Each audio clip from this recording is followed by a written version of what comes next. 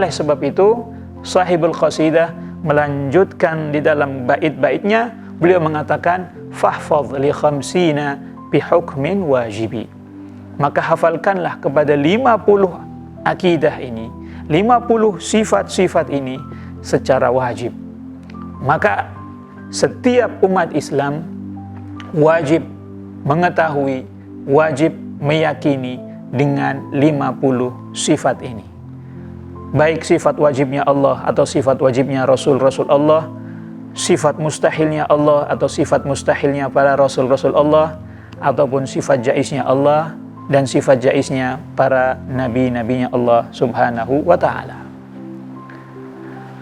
Para pemirsa Daluwa TV yang dirahmati Allah subhanahu wa ta'ala, setelah kita dijelaskan dan setelah kita diperkenalkan dengan sifat-sifatnya Allah subhanahu wa ta'ala dan sifat-sifatnya Rasulnya Allah subhanahu wa ta'ala, di dalam bait-bait yang selanjutnya, sahibul qasidah ingin menjelaskan kepada kita dan ingin mengajarkan kepada kita tentang para Rasul-Rasulnya Allah subhanahu wa ta'ala.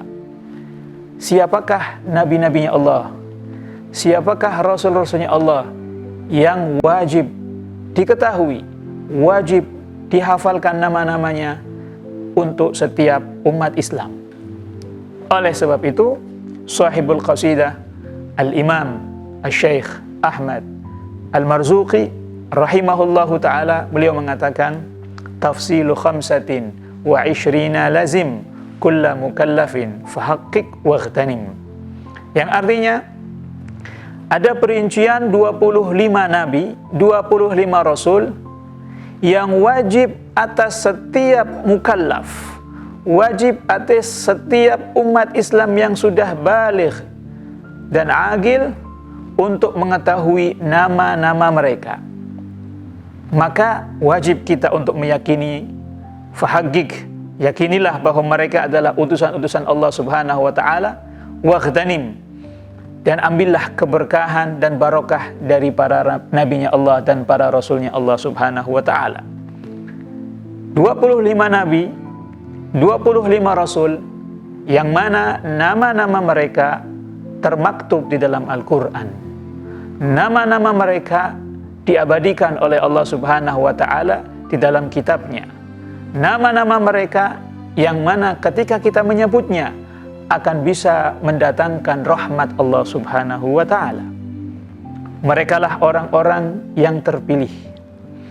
Merekalah insan suci yang Allah subhanahu wa ta'ala istimewakan dari berjuta-juta bahkan bermiliar-miliar manusia. Merekalah yang Allah subhanahu wa ta'ala pilih. Merekalah yang Allah subhanahu wa ta'ala tunjuk sebagai juru pengemban dakwah risalah yang nantinya akan mengajarkan, mengajak umatnya menuju rahmatnya Allah subhanahu wa ta'ala, menuju ajarannya Allah subhanahu wa ta'ala. Maka ketika kita menyebutkan nama-nama mereka, ketika kita mendengung-dengungkan sejarah mereka, maka disitulah rahmat Allah subhanahu wa ta'ala akan turun. Al-Imam Nawawi radhiyallahu ta'ala anhu berkata, inda dzikri salihin tatanazalur rahmat. Ketika kita menyebutkan nama-nama orang yang soleh, nama-nama kekasihnya Allah subhanahu wa ta'ala, di situ rahmatnya Allah subhanahu wa ta'ala akan turun.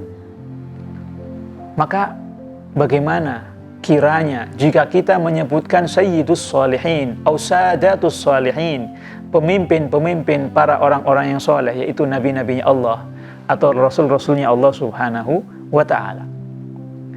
Dikatakan di dalam bait-bait yang selanjutnya, yaitu nama-nama nabi atau nama-nama rasul-rasulnya Allah subhanahu wa ta'ala. Dikatakan hum Adamun, Idrisu, Nuhun, Hudu, Saleh wa Ibrahimu kullun muttaba'.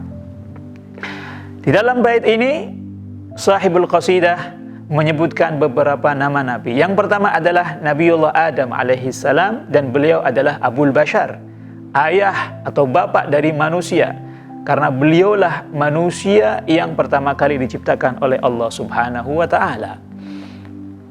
Allah Subhanahu wa Ta'ala memuliakan Nabi Adam, diajarkannya semua bahasa, diajarkanlah ilmu-ilmu kepada beliau, sehingga berkat kemuliaan ilmu tersebut Allah Subhanahu wa Ta'ala menyuruh kepada para malaikat untuk menghormat kepada Nabi Adam dan bersujud kepada beliau. Yang kedua adalah Nabi Idris alaihi salam. Dan Nabi Idris adalah jaddu Abi Nuh, kakek dari ayahnya Nabi Nuh. Dan Nabi Idris adalah Nabi yang Allah Subhanahu wa Ta'ala berikan izin kepada beliau untuk masuk ke dalam surga, melihat keindahan surga, nikmat-nikmat yang ada di dalamnya. Nabi Idris alaihi salam.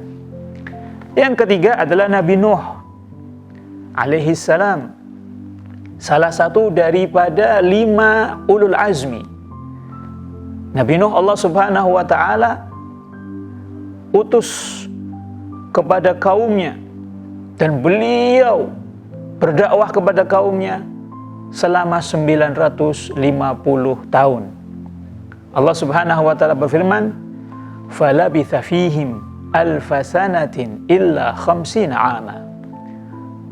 Maka Nabi Nuh berdakwah kepada kaumnya selama 1000 tahun dikurangi 50 tahun, yaitu 950 tahun. Bayangkan, waktu yang sangat banyak sekali, waktu yang sangat panjang sekali.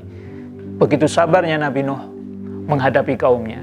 Tetapi Allah Subhanahu wa Ta'ala menjadikan pengikut-pengikut Nabi Nuh sedikit saja. Maka Allah Subhanahu wa Ta'ala menyuruh Nabi Nuh untuk membuat perahu yang besar. Karena Allah Subhanahu wa Ta'ala ingin menghancurkan kaum Nabi Nuh dengan banjir bandang yang luar biasa. Langit menurunkan hujannya, bumi mengeluarkan airnya, sehingga dunia ini tenggelam dengan air bah. Semuanya binasa, semuanya mati, kecuali Nabi Nuh alaihi salam dan para pengikutnya. Bahkan anaknya Nabi Nuh sendiri ikut termasuk orang-orang yang binasa, orang-orang yang celaka karena tidak mau mengikuti ajaran atau dakwah ayahnya Nabi Nuh alaihi salam. Allah Subhanahu wa Ta'ala menceritakan cerita yang lengkap tentang dakwahnya Nabi Nuh, sehingga ada surat yang khusus dalam Al-Quran diberi nama surat Nuh. Selanjutnya, Nabi yang keempat adalah Nabi Hud alaihi salam. Nabi Hud Allah Subhanahu wa Ta'ala Allah Subhanahu wa Ta'ala kirimkan untuk berdakwah kepada kaum Ad, yang mana kaum Ad ini adalah kaum yang terkenal dengan seni arsiteknya. Mereka menempati gunung-gunung, jadi bertempat tinggal di gunung. Gunung mereka pahat untuk menjadi sebuah tempat tinggal bagi mereka. Dan kaum Ad, mereka berada di lembah Al-Ahqaf, yang disebutkan di dalam Al-Quran ada surat Al-Ahqaf. Al-Ahqaf sendiri terletak di sebelah utara Hadramut, negeri Yaman. Ketika kaum Ad tidak mau mengikuti ajakan Nabiullah Hud alaihi salam, mereka membangkang, mereka mendustakan dakwahnya Nabi Hud alaihi salam, maka Allah Subhanahu wa Ta'ala menghancurkan kaum Ad dengan mengirim kepada mereka angin-angin yang sangat kencang dan angin-angin yang sangat panas selama 8 hari 7 malam. Allah Subhanahu wa Ta'ala berfirman dalam Al-Quran, "Wa amma 'adun fa uhliku birihin sarsarin 'atiyah sakharaha 'alaihim sab'a layalin wa 8 ayyamin husuma fataral qauma fiha sar'a ka'annahum a'jazu nakhlin khawiyah. Yang artinya, adapun kaum Ad ketika mereka mendustakan dakwahnya Nabi Hud, ahlaknahum fauhliku, maka mereka dibinasakan birihin sarsarin atiyah, dengan angin yang sangat kencang dan sangat panas.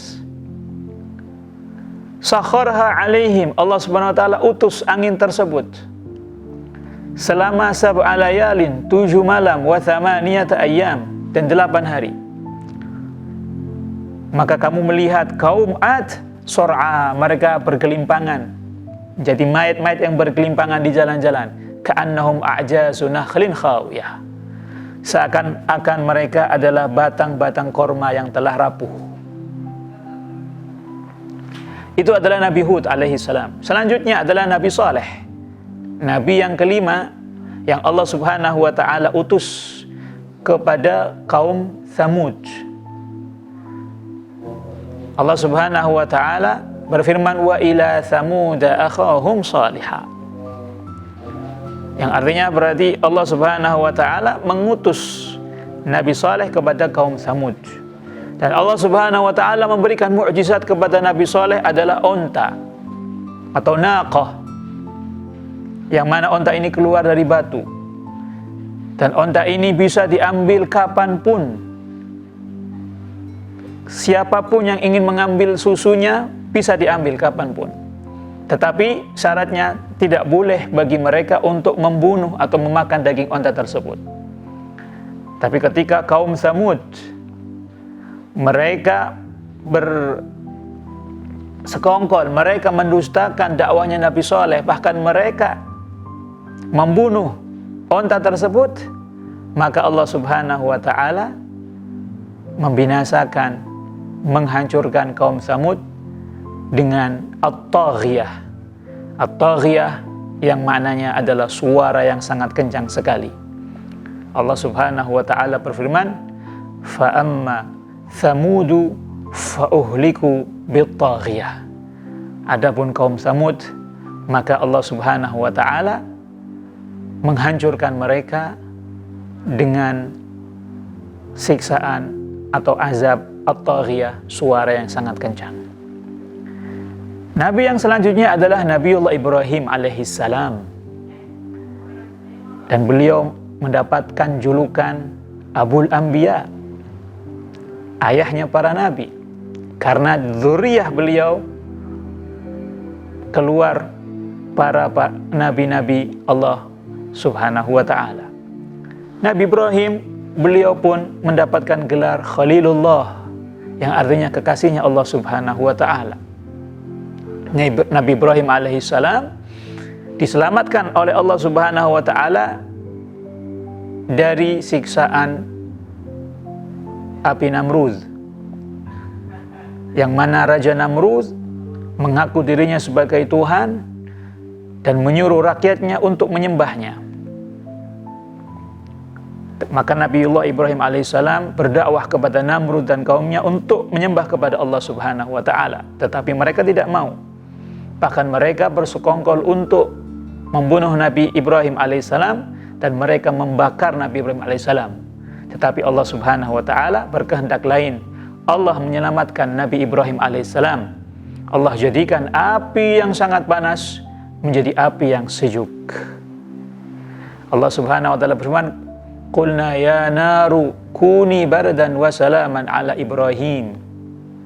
Wahai api, jadilah kamu bardan, sejuk, wa salaman, dan keselamatan ala Ibrahim, untuk Nabiullah Ibrahim alaihissalam. Inilah nama-nama nabi dan sejarah para nabi yang bisa kita jelaskan pada perjumpaan kita kali ini. Insya Allah kita akan lanjutkan pada episode-episode selanjutnya dalam keadaan sehat walafiat. Ini yang bisa kami sampaikan. Semoga ada manfaatnya. Subhanakallahumma wa bihamdika asyhadu an la ilaha illa anta astaghfiruka wa atubu ilaik. Wassalamualaikum warahmatullahi ta'ala wabarakatuh.